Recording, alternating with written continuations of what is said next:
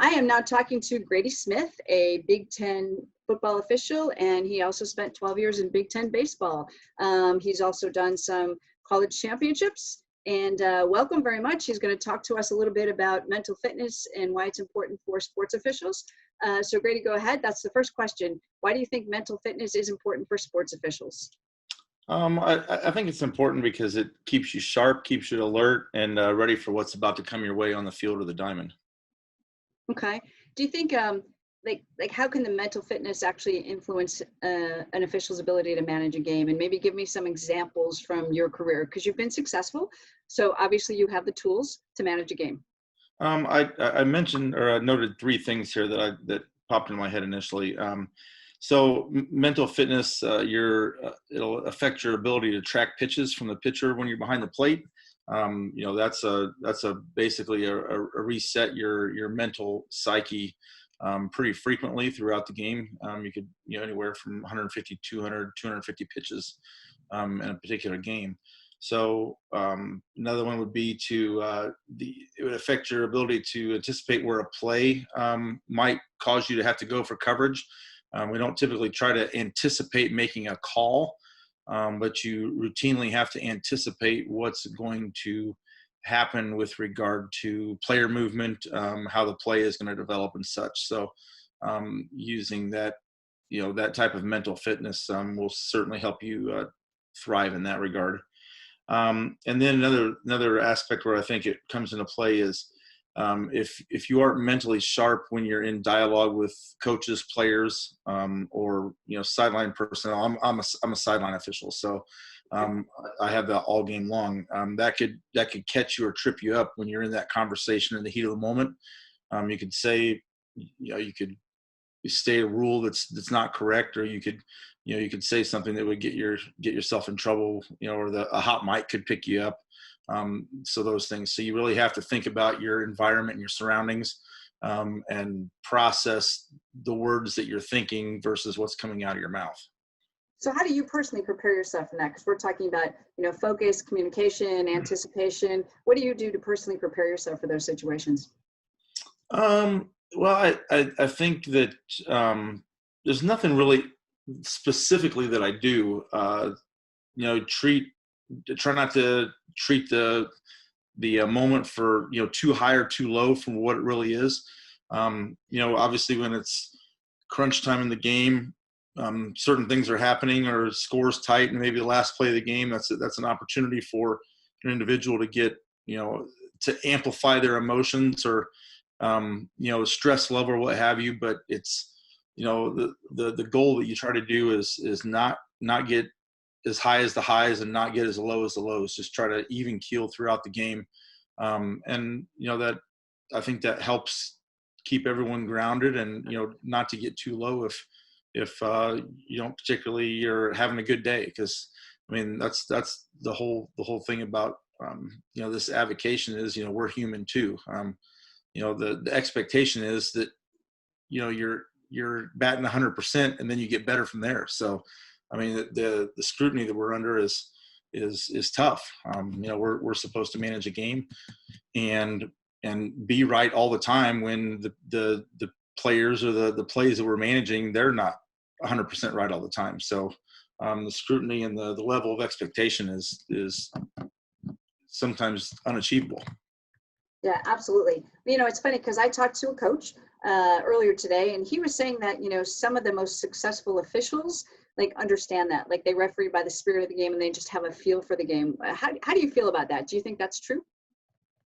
Well, I think there's a thing, it's called the it factor. And I've talked about it with several people, who are peers, who are supervisors, and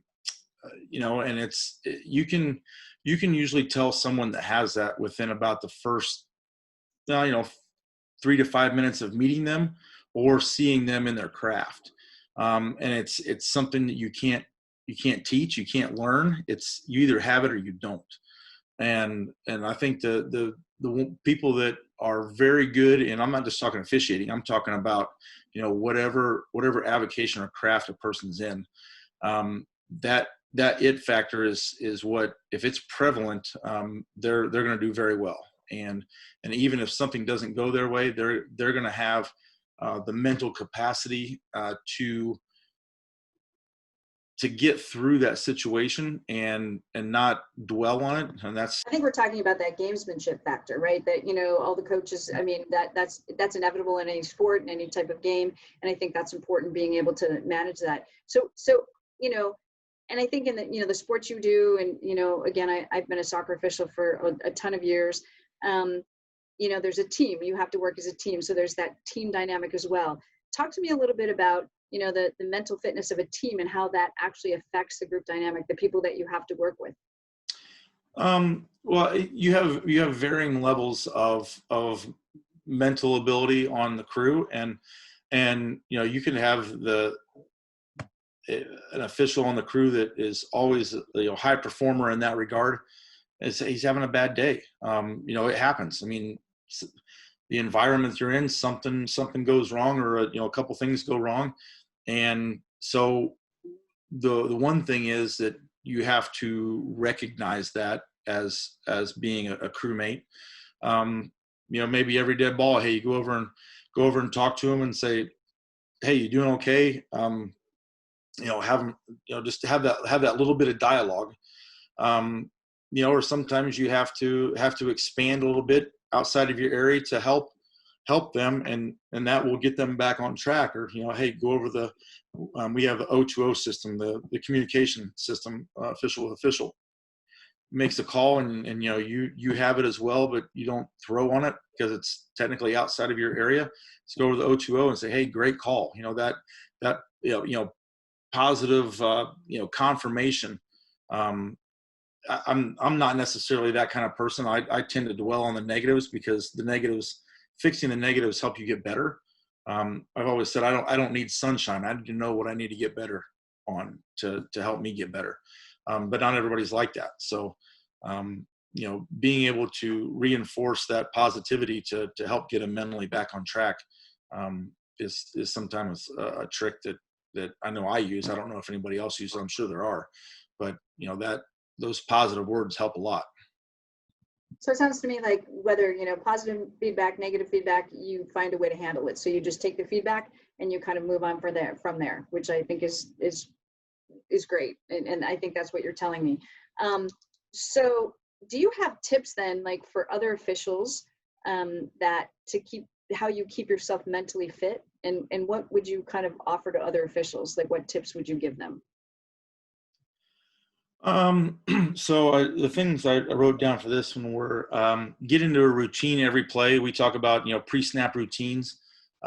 So, and not only the reason you do that is you would catch things like, okay, always check the down and distance, the players on the defense, count the players, signal to your cohorts, check the play clock, check the game clock. You establish that pre-snap routine, because that way it becomes a routine. You don't miss anything. And then it gets you ready for the next play. So it's a mechanism to get rid of the previous play, and now we're moving on. Where it gets hard is and you have to find a way to squeeze those pre-snap elements into a shorter period of time, is when you have a hurry up team. So teams like Indiana, for example, I mean, they're snapping the ball with 8 seconds into the play clock. So normally, you'd have 30 some odd seconds to get all that done and, do it thoroughly. You've cut it by a quarter. So, I mean, those are times where you have to be mentally sharp and such.